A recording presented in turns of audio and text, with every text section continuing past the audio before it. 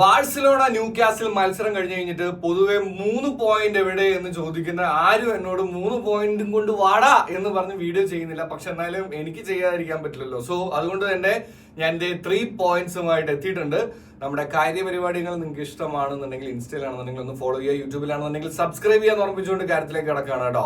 എന്ന് വെച്ച് കഴിഞ്ഞാൽ ഒന്നാമത്തെ പോയിന്റ് ആയിട്ട് എനിക്ക് പറയാനുള്ളത്, ഫസ്റ്റ് ലെഗില് ബാഴ്സലോണയും ന്യൂകാസിലും തമ്മിൽ ഒരു മത്സരം നടന്നു കഴിഞ്ഞപ്പോ 1-1 അത് തീർന്നപ്പോ പലർക്കും അതിലായിരുന്നു വിഷമം. എന്ന് വെച്ച് കഴിഞ്ഞാൽ കണ്ട ഒരു പ്രീമിയർ ലീഗിന്റെ ടീമുമായിട്ട് മുട്ടിയപ്പോഴേക്കും ഇത്രയൊക്കെ ഉള്ളൂ ബാഴ്സ എന്ന് പറഞ്ഞവരായിരുന്നു. അന്ന് നമ്മൾ നമ്മുടെ വീഡിയോയിൽ എടുത്തു പറഞ്ഞൊരു കാര്യമുണ്ട്, ഫസ്റ്റ് ലെഗിൽ ഗോള് വഴങ്ങാതിരിക്കുക, സെക്കൻഡ് ലെഗിൽ ക്യാമ്പ് നൂവിൽ വന്ന് കൊല്ലുക എന്നുള്ള കാര്യം.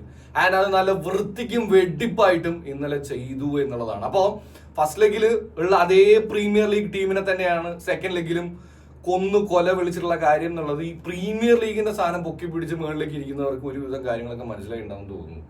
രണ്ടാമത്തെ പോയിന്റ് എന്ന് പറയുന്നത്, ഇത് ഈ പോയിന്റ് ഞാൻ പലപ്പോഴും കൊണ്ടുവരുതെന്ന് ആലോചിക്കുന്ന ഒരു സാധനമാണ്. പക്ഷേ ഇത് പറയണം എന്ന് വെച്ച് കഴിഞ്ഞാൽ, യമാൽ സ്റ്റോറി ഇട്ട് സക്സസ് ആയ ആർക്കൊന്നും ഉണ്ടായില്ല. യമാൽ സ്റ്റോറി ഇട്ട് ഫ്ലോപ്പ് ആയ എല്ലാവർക്കും അപ്പൊ വായ്ത്താളം തുടങ്ങും.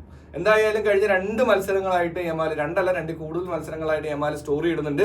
പക്ഷെ ഇന്നലെ ഇട്ട സ്റ്റോറി ആരുടെയാണെന്നെങ്കിലും നോക്കണ്ടേടാ, അവന്റെ ചരിത്രം എന്താണ് എന്നെങ്കിലും നോക്കണ്ടേ. പിന്നെ പുള്ളി വീഡിയോ പറഞ്ഞിട്ടുണ്ടായിരുന്നു, ഒരു വീഡിയോയിൽ പറഞ്ഞിട്ടുണ്ട് റഫീനിയ 2 യമാൽ 1 എന്നുള്ളത്. പിള്ളേർ അത് കൃത്യമായിട്ടും വെടിപ്പായിട്ടും ചെയ്തു എന്നുള്ളതാണ്. പക്ഷെ മൂന്നാമത്തെ പോയിന്റ് എന്ന് പറയുന്നത്, ഓരോ ബാഴ്സലോണ ആരാധകരെ സംബന്ധിച്ചിടത്തോളം ഒരു ഇച്ചിരി ടെൻഷൻ കൊടുക്കുന്ന ഒരു കാര്യം തന്നെയാണ്. കാരണം ജുവാൻ ഗാർസിയ ഇഞ്ചേർഡ് ആണ്. അതിന്റെ മറ്റ് അപ്ഡേറ്റ്സും കാര്യങ്ങളും എന്തായാലും അറിയില്ല. ചിലപ്പോൾ ചില മാച്ചുകളൊക്കെ മിസ്സാവാനുള്ള സാധ്യതകൾ ഉണ്ട് എന്നുള്ളതാണ് നമുക്ക് അറിയാൻ പറ്റുന്നത്. എന്തൊക്കെ തന്നെയാണെന്നുണ്ടെങ്കിലും ഇനി അങ്ങോട്ട് പോകാൻ പോകുന്നത്, ഏത് അടുത്ത റൗണ്ടിലേക്ക് നമുക്ക് കാണേണ്ടത് അത്ലറ്റിക്കോ മാഡ്രിഡിനെയാണ്. അപ്പൊ എനിക്ക് അതിനകത്ത് പറയാനായിട്ടുള്ള ഒരു കാര്യം എന്താന്ന് വെച്ച് കഴിഞ്ഞാൽ, പക അത് വീട്ടാനുള്ളതാണ്, വീട്ടിയിരിക്കും. ഫസ്റ്റ് ക്യാമ്പ് ന്യൂവിലാണ്, രണ്ടാമത് അവരുടെ ഹോം ഗ്രൗണ്ടിലും. അപ്പോ വീണ്ടും സന്ധിക്കവരേക്കും വണക്കം.